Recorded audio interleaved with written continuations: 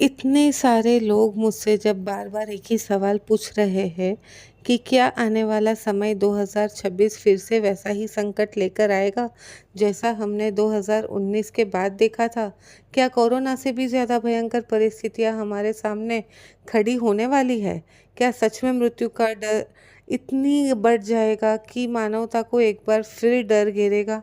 मैंने इस पूरे विषय को कॉस्मिक एनर्जी और पेंडुलम के साथ देखा है और आज मैं आपको वही सच्चाई बताने आ रही हूँ कि इतने सारे एस्ट्रोलॉजर्स की भविष्यवाणियाँ सुन के जब आप डर गए हो, तब ये मेरा फ़र्ज़ बनता है कि मैं आपको जो सही है वो बताऊँ, बिना डर फैलाए सिर्फ़ सत्य के प्रकाश में।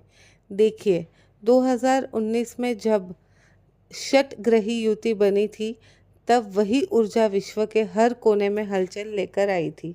वो एक प्राकृतिक युग परिवर्तन की शुरुआत थी।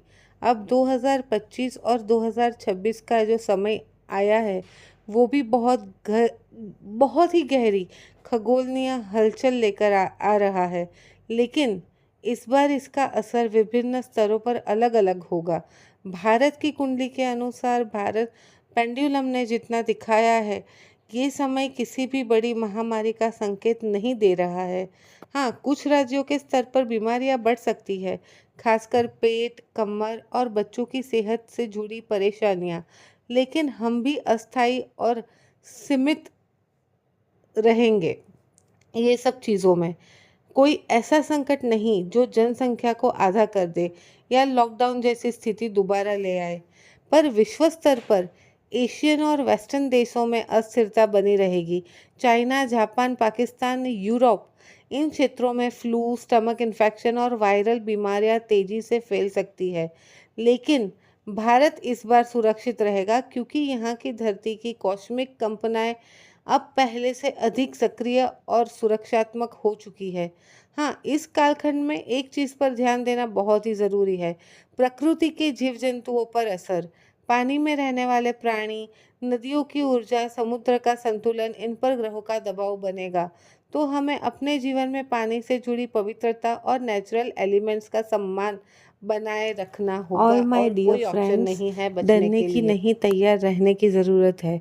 अपनी एनर्जी को मजबूत रखिए और हर सुबह नाम जप का अभ्यास शुरू कर दीजिए और ओम की ध्वनि से अपने भीतर की सब शक्तियों को सक्रिय कीजिए। और रिमेंबर, आपके भीतर भी शक्ति किसी भी ग्रह या परिस्थिति से बढ़ी है। अगर आप अंदर से संतुलित है तो बाहर की कोई भी लहर आपको डिगा नहीं सकती। तो शांत रहिए, जागरूक रहिए और अपने कर्म पथ पर प्रकाश के साथ आगे बढ़िए। एक नए युग की दहलीज पर खड़े हैं जो विनाश नहीं बल्कि चेतना के पुनर्जन्म का समय है। मैं हूँ द वीर्तिगढ़ा सोल कनेक्टर, आपकी आत्मा की आवाज़ से जुड़ने के लिए आज स्पेशली आई हूँ।